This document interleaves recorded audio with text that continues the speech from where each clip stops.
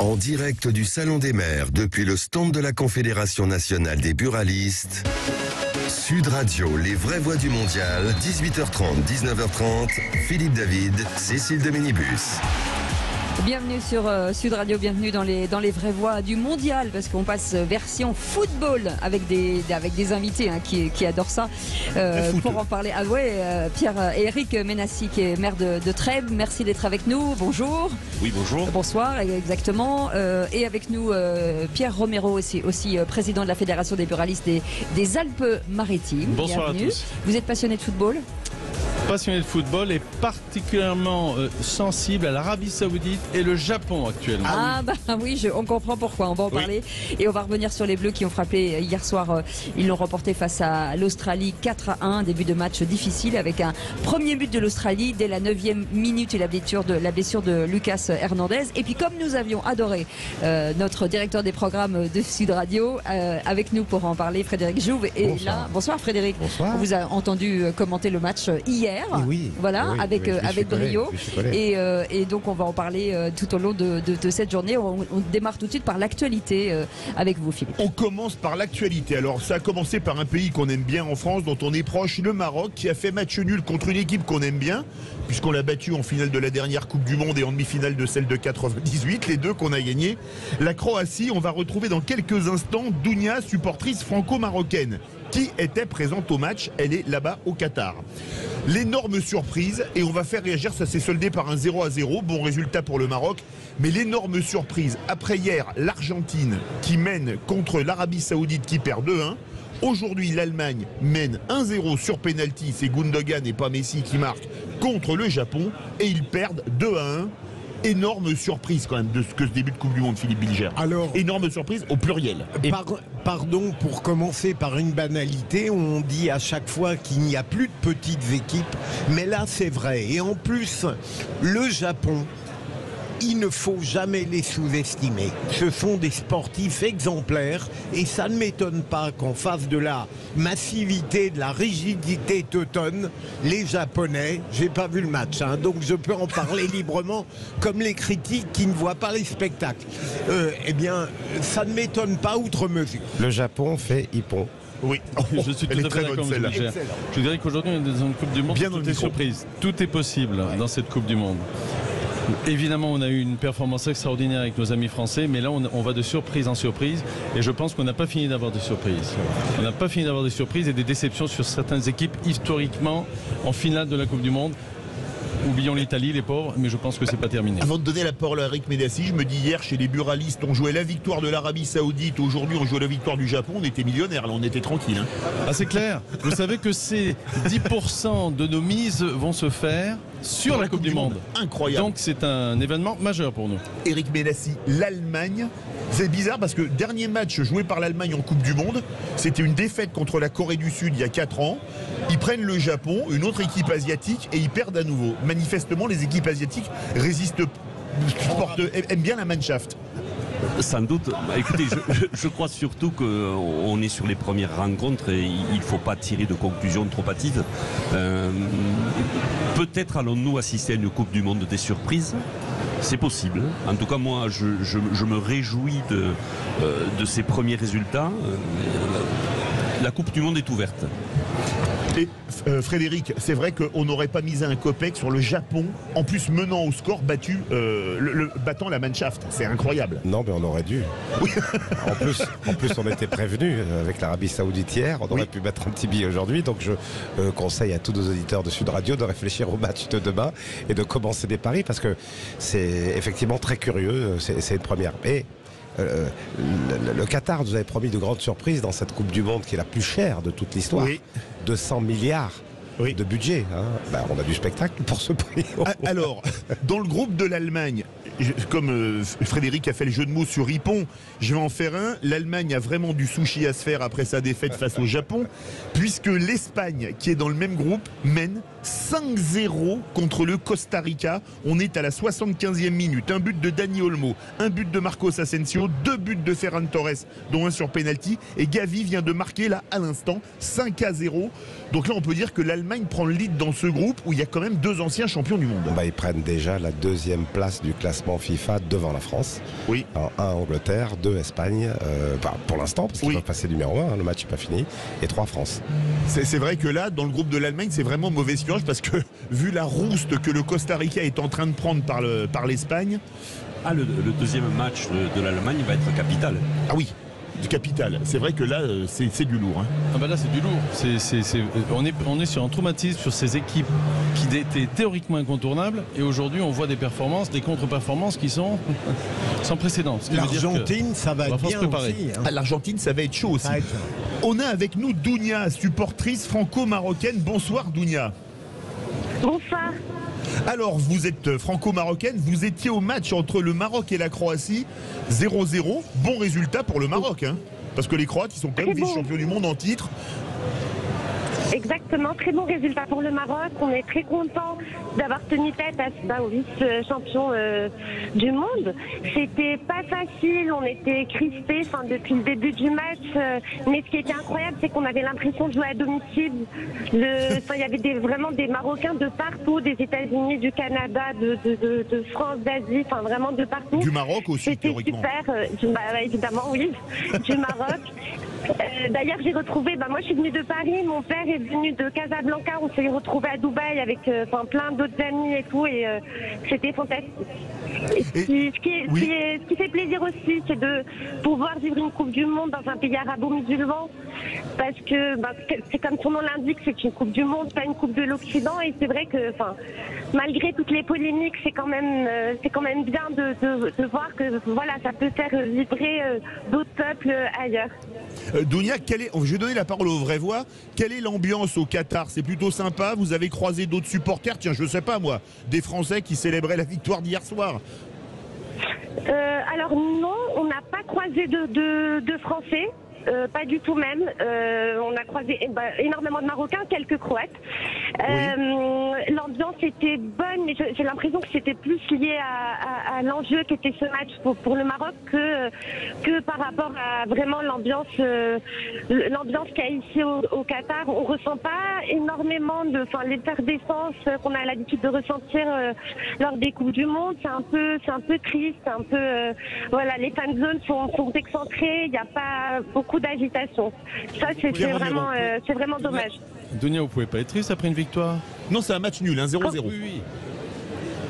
Mais contre la Croatie, c'est un très bon résultat. C'est un excellent résultat. C'est un très bon résultat. On est ravis. Ah non, je parlais de l'ambiance qu'il y avait au Qatar, l'ambiance générale. Mais moi je suis ravie et on croise les doigts pour la Belgique. On sait que c'est un match pas évident. Ça va être du lourd. La Belgique qui rencontre le Canada ce soir. Frédéric Joux veut réagir. Dounia, bonsoir. Est-ce que vous supportez aussi la France? Oui, bien sûr. J'ai regardé le match hier. Et vous l'avez trouvé comment ce match?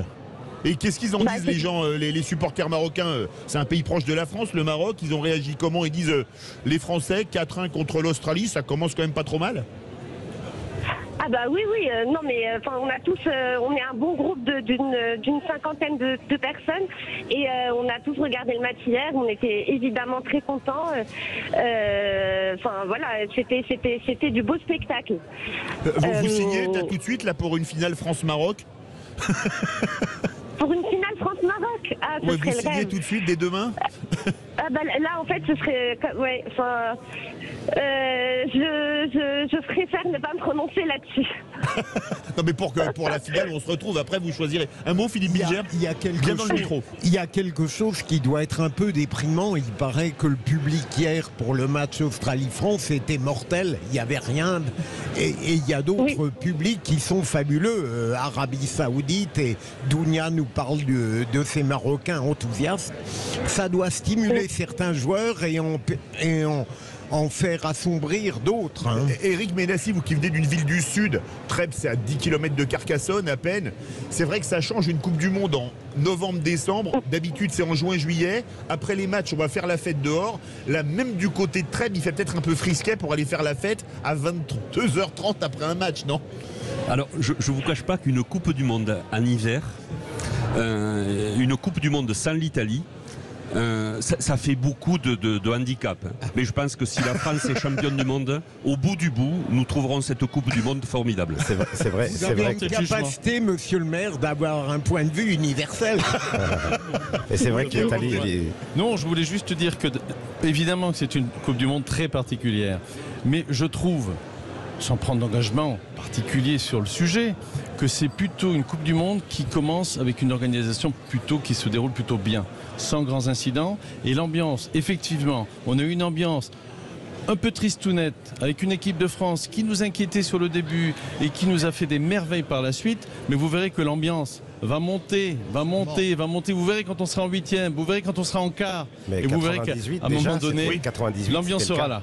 98, souvenez-vous, si on avait pu mettre du goudron et des plumes sur Aimé Jacquet, on l'aurait fait. Moi le premier. Voilà. Il y avait aussi Dugarry qui était très très critiqué. Donc à l'arrivée, on finit champion du monde. Dugarry, il est non seulement il met le premier but, mais il est passeur décisif. On se serait passé Dugarry tout de même en ce qui me concerne. Oui, mais à l'arrivée. Vous l'aimez bien, vous, Frédéric? Non, mais je l'aime bien.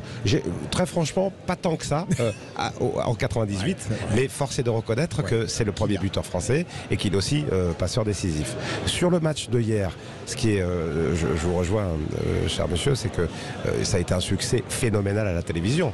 Donc 12 millions et demi de téléspectateurs, c'est une finale de Coupe du Monde en plein été. Alors, il faut quand même mettre ce chiffre un peu en lumière, parce que 12 millions et demi de téléspectateurs, mais sur une période hivernale versus une période estivale, c'est-à-dire l'été, on est tous regroupés autour d'un poste de télévision, mais c'est qu'un poste qui compte, alors que l'hiver, on est plus tous tendance à être chez soi, donc on multiplie les téléspectateurs. Ça réagit au 0826 300 300, on nous appelle de la Haute-Garonne. Bonsoir Anne-Marie. Anne-Marie? Allô Anne-Marie? On a perdu Anne-Marie. A priori, on a un petit problème de liaison.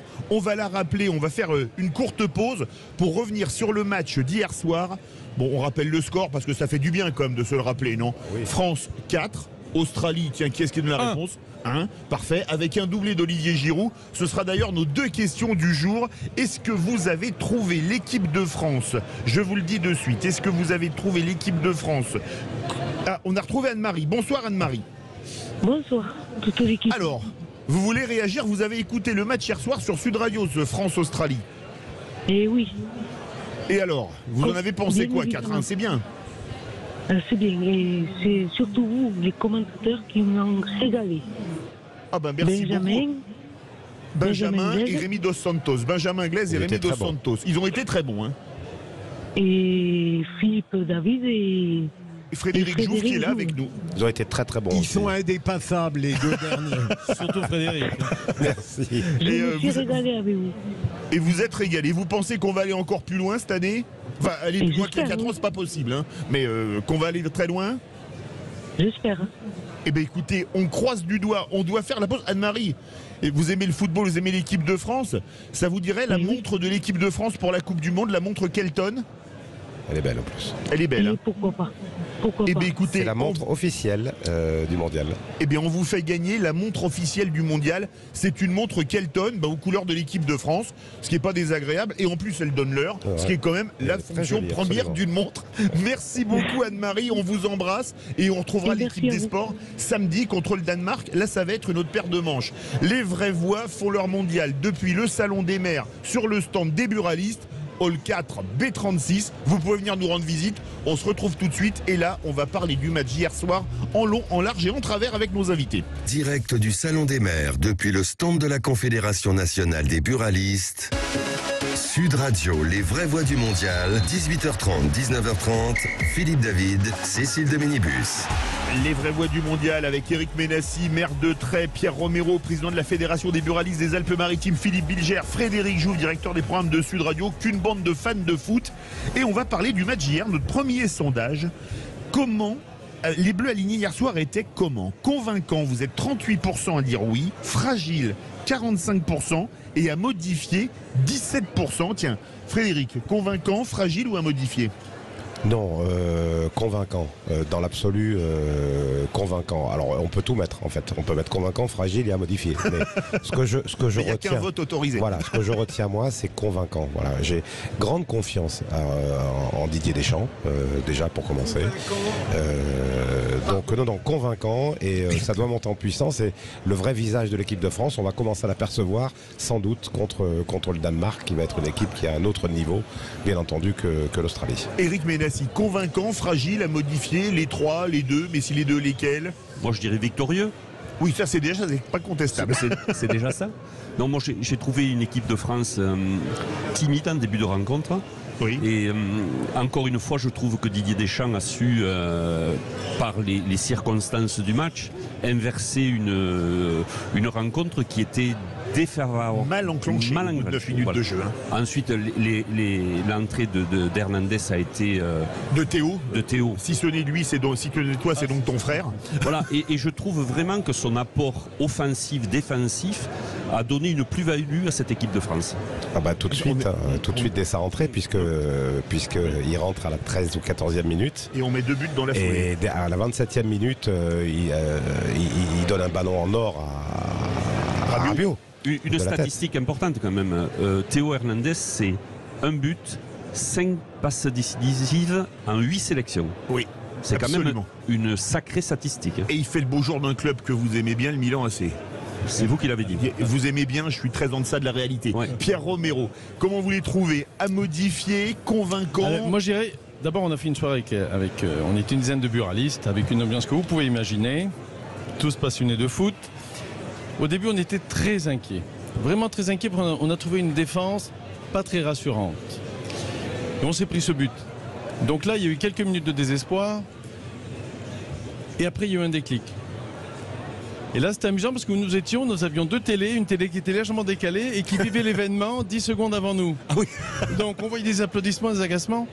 Et après, je dirais que quand on a commencé à voir la machine française se mettre en route, et la machine française avec un Giroud extraordinaire. La suite au but de Rabiot, c'est Rabiot qui remet l'équipe exactement, en marche. Ils se sont lâchés. Et quand ils se sont lâchés, mon Dieu, qu'ils puissent se lâcher comme ça jusqu'à la finale. L'étoile est proche dans ces conditions. Donc je dirais rassurant.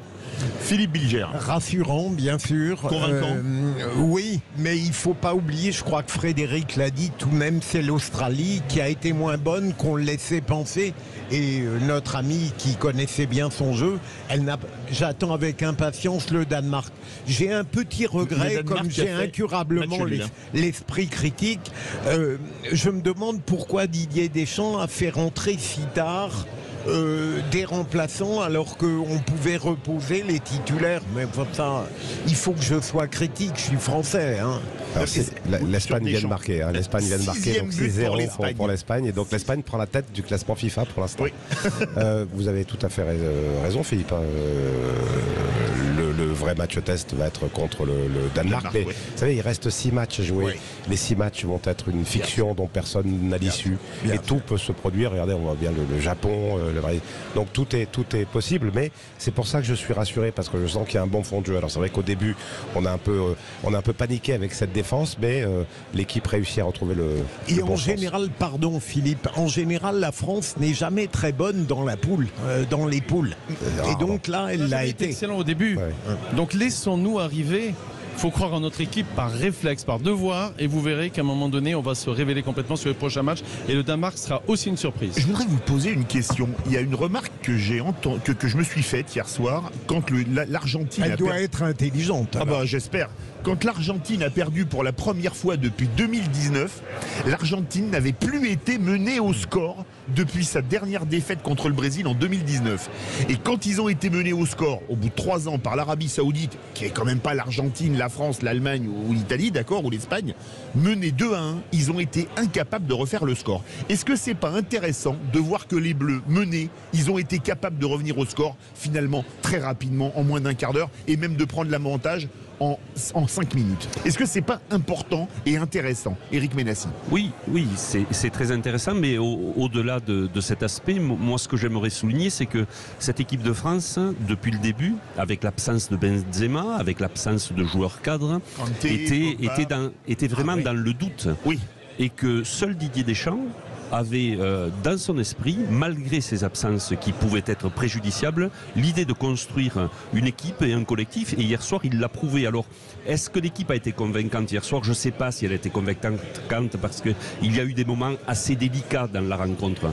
En tout état de cause, la puissance offensive est là et la qualité individuelle d'un groupe est quand même au-dessus de la moyenne. Pierre Romero, c'est une équipe à réaction menée, elle sait réagir. Ah oui, elle a su réagir. Messi, pour revenir 2 secondes sur l'Argentine, où là on sent certaines difficultés. On aurait posé la question pour l'Argentine, je dirais je suis inquiet. Ah oui. Aujourd'hui, quand on voit notre capacité à réagir, et je dirais, on a parlé de Didier Deschamps, on l'a décrié, on est en train de vivre, et je nous souhaite de tout cœur de vivre la même aventure qu'avec Aimé Jacquet, où on avait un coach qui était pas à ce point massacré, mais qu'on décriait énormément. On doute vraiment de ses capacités à créer un club. Massacré, Jacquet. Voilà, rien à voir avec Deschamps. C'est clair. Mais qu'avant, l'équipe de France était pitoyable avant qu'elle gagne la Coupe du Monde. Oui. Mais c'est sûr qu'on n'avait pas les solutions qu'on a aujourd'hui. Oui, mais retenez cette capacité à réagir. Et puis Didier Deschamps, on l'aime bien avant la Coupe du Monde. Il a été valable. Et puis quand même une chose, Didier Deschamps, quand on voit son palmarès, il fait partie des 3 hommes qui ont gagné la Coupe du Monde comme joueur et comme entraîneur. Rien que ça, et puis je parle même pas de la Ligue des Champions, de l'Euro qu'il a gagné en 2000 comme joueur, finaliste de l'Euro comme entraîneur. C'est quand même un monument. Comment vous expliquez cette capacité à motiver des équipes comme il est capable de le faire, comme il le faisait à l'OM quand il gagne la Ligue des Champions, comme il l'a fait avec les Bleus en étant champion du monde? C'est vraiment un alchimiste, un magicien. Oui, et puis c'est quelqu'un qui a l'âme d'un manager. Ça ne s'invente pas. Il y a des gens qui sont nés pour diriger, qui ont le sens du management, tout simplement. Et ensuite, c'est un grand technicien. C'est un amoureux du football et un grand technicien. Ce que dit Frédéric est très vrai. Moi, j'avais lu un portrait de Didier Deschamps. Il ne brillait pas par l'originalité, mais en réalité, il a un ressort fondamental. Il le dit lui-même, je déteste perdre. Et donc, il donne ça à ses joueurs. Éric Ménassi. Oui, en fait, vous avez décrit en quelques mots ce que doit être Didier Deschamps.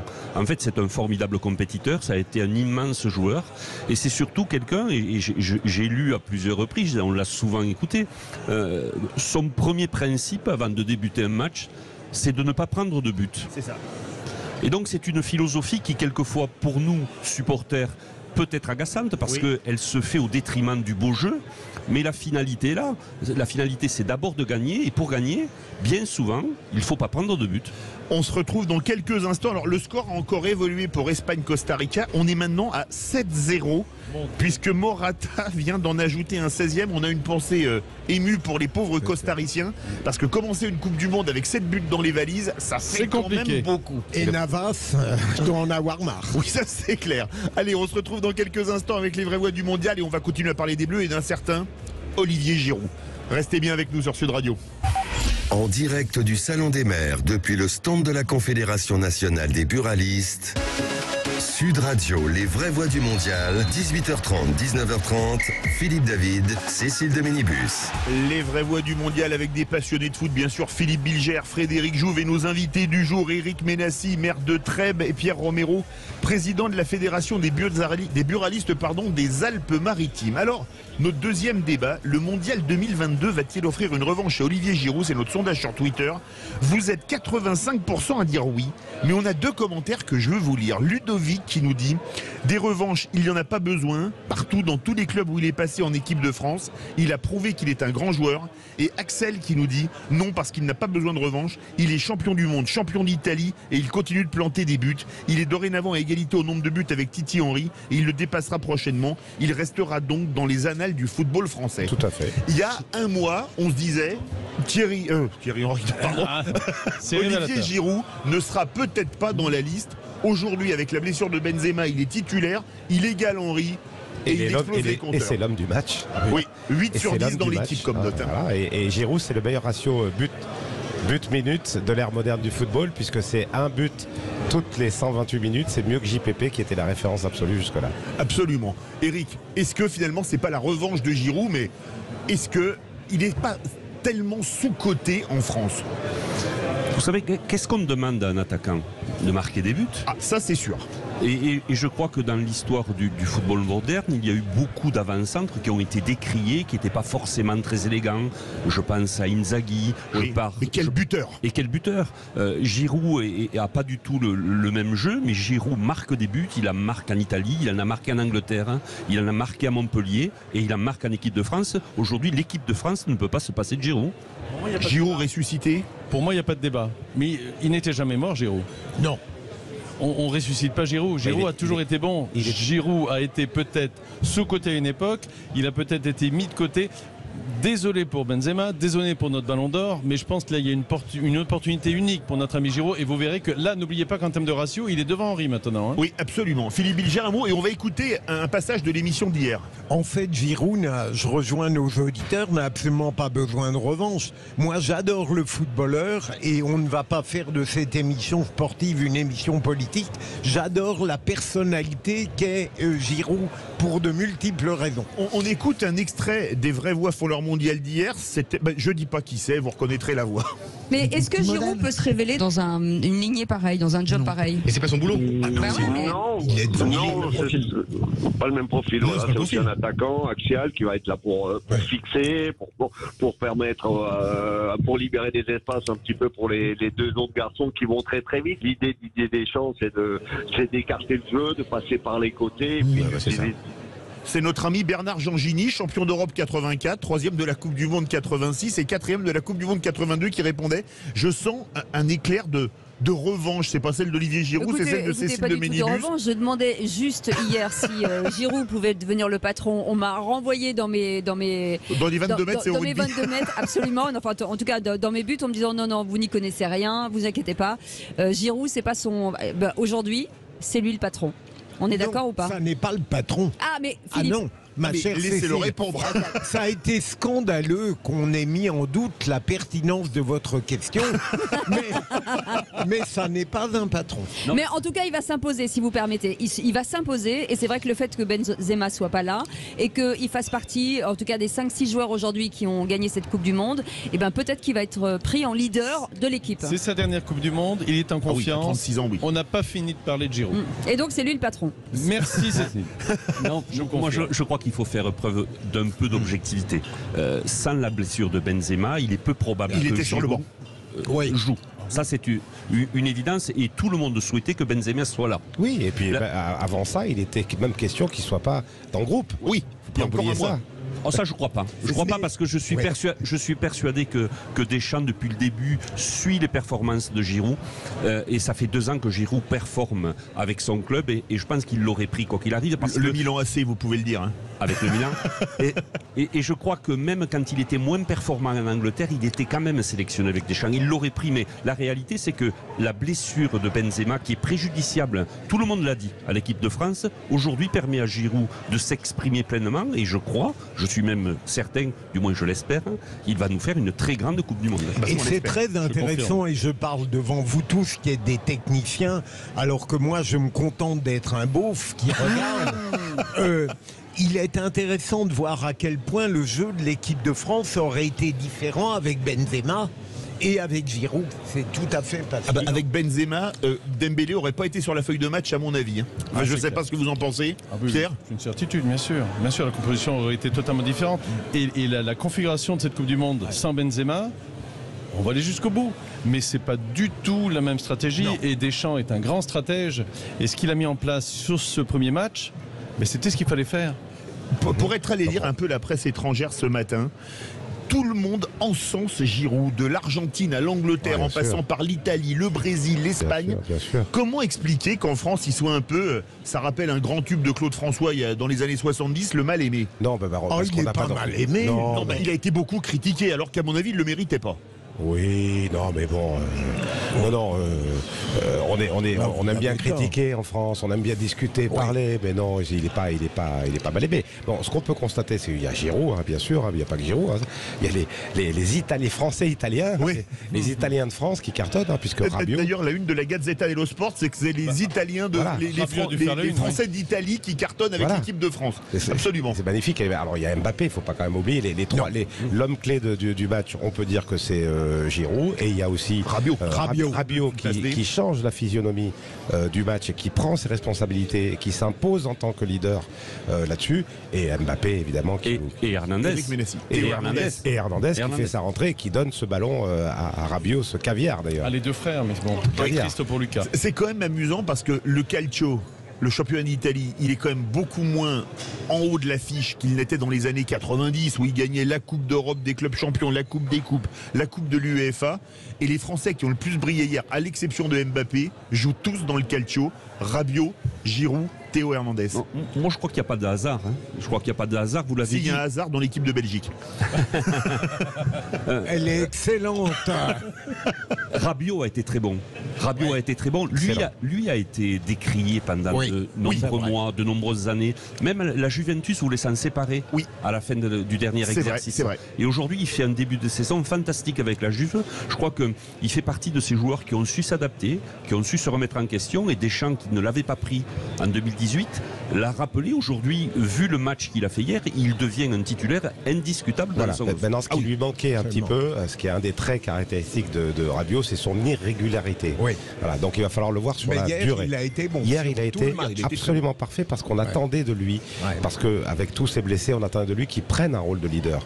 C'est une belle façon de rendre un hommage aux Italiens, parce que nos joueurs italiens vont nous permettre d'aller loin aussi. Oui, et d'ailleurs, je vous rappelle qu'en 98, quand la France a éliminé l'Italie au tir au but, avec un nombre de joueurs qui jouaient dans le calcio, qui jouaient à Parme avec Thuram, au Milan AC avec De Sailly, à la Juventus avec l'Italie contre l'Italie. Ils avaient écrit, je crois que c'était dans la Gazzetta dello Sport, nous avons enfanté un monstre. Et est-ce que je peux ajouter, bien sûr. J'ai trouvé qu'on n'en parle pas du tout, et hier dans l'émission on l'évoquait, Griezmann a su être pratiquement un numéro 10, me semble-t-il, alors qu'on craignait de ne pas en avoir. C'est vrai. Griezmann, il a été à la hauteur, au niveau où on l'attendait, non ? Oui. Il a été très bon. Oui. Il a été extrêmement séduisant, je dirais. Je l'ai trouvé complètement libéré. J'ai retrouvé ce Griezmann qu'on aime bien, qui part un peu sur les côtés, qui part un peu dans tous les sens. La petite dernière passe, le shoot, passe magnifique, le shoot qui va bien. Donc il redevient inspiré. Absolument. Voilà. Moi, ce qui m'a marqué aussi, je ne sais pas si vous l'avez perçu, c'est l'état d'esprit avec lequel cette équipe de France a su aborder cette seconde mi-temps. Vous avez vu, chaque but qui a été marqué a été fait hier soir, tous les joueurs y allaient. Voilà. Et ça, je trouve que c'est un signe qui est important, et c'est aussi la patte de Deschamps. C'est vrai. Est-ce que c'est pas essentiel ? Je me rappelle Jacquet qui avait dit en 96, je ne prends pas Cantona, je ne prends pas Ginola, sinon je tue Zidane pour les problèmes d'ego dans les vestiaires. Est-ce que quelque part, c'est pas comme le disait Eric Ménassi, la patte Deschamps, l'équipe avant tout, le collectif. Et quand on voit ce trio magnifique, Mbappé, Griezmann, bien dans le micro, Giroud, Mbappé, Griezmann, Giroud, mais c'est un trio magnifique. Et là, on voit, on est totalement dans ces stratégies où ils fonctionnent en confiance. On voit qu'il y a un plaisir de jouer ensemble, de se faire des passes décisives et de travailler pour l'autre. Et d'en arriver à ce résultat magnifique qu'on a eu hier. Et qui va peut-être continuer, on espère, du moins contre le Danemark samedi prochain. Je crois qu'il va falloir qu'on revienne pour débriefer le match du Danemark. On sent que c'est une équipe qui se fait plaisir. Et on sent qu'il y a une équipe qui est heureuse de jouer ensemble. On sent qu'il y a une vraie connivence. Et on l'a même senti dans le couloir à la mi-temps. On la sent groupée, fusionnelle, et qui va monter en puissance. C'est pour ça que je disais qu'elle est convaincante. Et je me demande psychologiquement si le fait qu'elle a perdu quelques éléments apparemment essentiels ne soude pas encore davantage une équipe en disant on va démontrer qu'on existe malgré la perte de certains joueurs. Pris de révolte. Peut-être dans l'adversité. Oui. Peut-être dans l'adversité. Mais c'est pour ça que je vous dis, c'était ce schéma du déroulé du match, de notre premier match. C'était comment réagir dans l'adversité. Alors où on s'enfonce, on s'effondre, où on réagit brillamment. N'oubliez pas qu'on a quand même mis 4 buts. Oui. Alors, on n'en a pas mis 6, on n'en a pas mis 7. Certes, ça viendra. Mais pas contre le Danemark. Non. Les vraies voix, 19h14. Dans quelques instants, on va retrouver la fan zone. On va reprendre d'ailleurs la direction du Qatar pour retrouver un supporter franco-marocain. Les vraies voix. Eric Ménassi, vous devez nous laisser parce que vous avez des impératifs. Merci beaucoup. À très bientôt. Allez les Bleus et Forza Milan. Allez les Bleus. Merci, à très vite. On se retrouve tout de suite. Sud Radio, les vraies voix du mondial. La fan zone. Les vraies voix du mondial, la fan zone, on est toujours en direct du salon des maires et des collectivités locales du côté de la porte de Versailles, hall 4. Mais maintenant, vous ne pouvez plus rentrer. Soit vous êtes déjà là et vous venez nous voir, soit vous ne pouvez plus rentrer. C'est réglé. Avec Philippe Bilger, avec Frédéric Jouve, bien sûr, notre directeur des programmes, et Pierre Romero, président de la Fédération des buralistes des Alpes-Maritimes et fan de foot. Et on retrouve Hassan, supporter marocain depuis le Qatar. Bonsoir Hassan. Oui, bonsoir. Alors, comment est l'ambiance? Vous voulez nous parler de l'ambiance qui règne au Qatar avant les matchs, pendant les matchs et après les matchs, c'est comment? Écoutez, nous on est arrivés de Dubaï, donc on n'a pas eu l'occasion d'aller voir ce qui se passe en ville, mais toujours est-il que l'ambiance au niveau du stade était magnifique, c'était vraiment une ambiance des grands jours. Après, on a été voir les fan zones, notamment celui de la FIFA. Bon, il n'y avait pas beaucoup de monde, mais il paraît que les gens le fréquentent à partir de 18h30 parce qu'il fait un peu chaud, mais que l'ambiance le soir, elle est une ambiance de pays de Coupe du Monde. Voilà. Ça a été la fête pour un match nul, oui, quand même. Faire nul contre le vice-champion du monde, c'est quand même un bon résultat pour le Maroc, non? Écoutez, c'est un très bon résultat parce que je me rappelle la Coupe du Monde en Russie où nous avions perdu le premier match, ce qui avait hypothéqué les chances de passer au second tour. Mais aujourd'hui, les chances du Maroc sont intactes. Et n'oublions pas qu'on a joué contre la Croatie, qui est quand même vice-champion du monde en 2018. Bien sûr. Donc pour moi, c'est un très très bon résultat. Hein. Et nous reste encore à affronter la Belgique et après le Canada. Et nous avons un formidable coup à jouer qu'il ne faudrait pas rater. Bien sûr. Frédéric Jouve. Moi, ce que j'ai envie de savoir comment ça se passe vraiment l'ambiance. On n'arrive pas à savoir comment ça se passe l'ambiance. Alors, par exemple, racontez-moi. Écoutez, l'ambiance. Vous êtes parti de où et vous êtes arrivé quand? Vous restez combien de temps? Vous dormez où? Comment ça se passe? Écoutez, nous on est arrivé de Casablanca. On s'est installé à Dubaï. Donc on est à Dubaï, mais on vient les jours des matchs. On fait le déplacement sur le Qatar par avion. D'accord. Et donc on retournera à Dubaï pour rentrer sur Casablanca au bout des 3 matchs. Mais aujourd'hui, l'ambiance au niveau du Qatar... Pardon? Une fois que vous arrivez au Qatar en provenance de Dubaï, est-ce que vous avez le sentiment de rentrer dans une espèce de fête mondiale du football ou Non, pas totalement, absolument pas. La fête se déroule au niveau des stades et au niveau des fan zones. Mais bon, au niveau de la ville, ce n'est pas l'ambiance qu'on a vécue en Russie. C'est pas la même chose. Mais toujours est-il qu'il y a une ambiance bon enfant. C'est ce que l'on a constaté aujourd'hui lors de notre premier déplacement pour voir le match Maroc-Croatie. Et quand ça se termine, vous êtes loin du centre-ville, qu'est-ce que vous faites? Vous allez dîner, prendre un verre? Comment ça se passe? Écoutez, non, absolument pas. Quand le match se termine, on repart directement vers l'aéroport pour prendre un avion pour aller à Dubaï. Eh oui. Ah oui, d'accord. Voilà, on passe pas par le centre-ville. Dans les fan zones, Hassan, ça se passe comment en fait? C'est festif malgré tout? Écoutez, dans les fan zones, comme je vous l'ai dit tout à l'heure, il n'y a pas beaucoup de monde en journée. On est passé voir tout à l'heure comment ça se passe, mais il paraît qu'au-delà de 18h30, il y a beaucoup de monde qui sort et qui fait la fête et qui regarde les matchs qui se passent le soir. Surtout les matchs de 20h et le match de 22h, que nous, on n'aura pas l'occasion de les voir. C'est la première fois que vous assistez à une Coupe du Monde? Non. Vous êtes allé en Russie aussi? La Russie. Pardon. Oui, j'ai fait la Russie et puis bon, il y a eu la France en 98. Oui. Ah oui, vous êtes venu en France en 98? Oui. Et puis il y a des ambiances tout à fait différentes.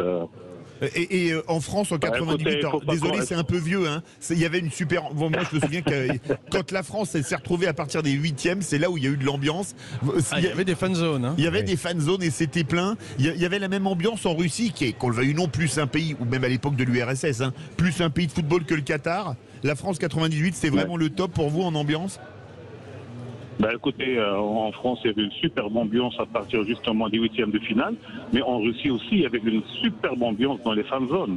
Ce sont deux pays de football, mais on ne peut pas comparer avec le Qatar aujourd'hui, parce que bon, d'abord, il n'y a pas beaucoup de monde, et deuxièmement, le public, c'est au niveau des stades, pas au niveau des fan zones. Je vous fais une confidence, je soutiens évidemment l'équipe de France, mais j'ai la chance et le bonheur d'être né au Maroc. Donc je vous promets que je soutiendrai tout autant le Maroc que la France. Merci beaucoup, merci beaucoup. On avait une autre auditrice franco-marocaine qui s'appelait Dounia tout à l'heure au début des Vraies Voix pour leur mondial. Je lui ai proposé une finale France-Maroc. Vous signez, vous ou pas? Écoute, ça serait une finale de rêve, pourquoi pas? Pourquoi pas? On peut toujours rêver, hein. Non, il faut déjà que la France arrive en finale. Oui, absolument. Et Maroc aussi. Mais une question, vous avez beaucoup parlé, vous avez parlé entre vous du match des Bleus hier soir après la victoire, on peut dire quand même probante, 4-1 contre les Australiens. Oui, écoutez, pour moi, le match était relativement facile pour l'équipe de France.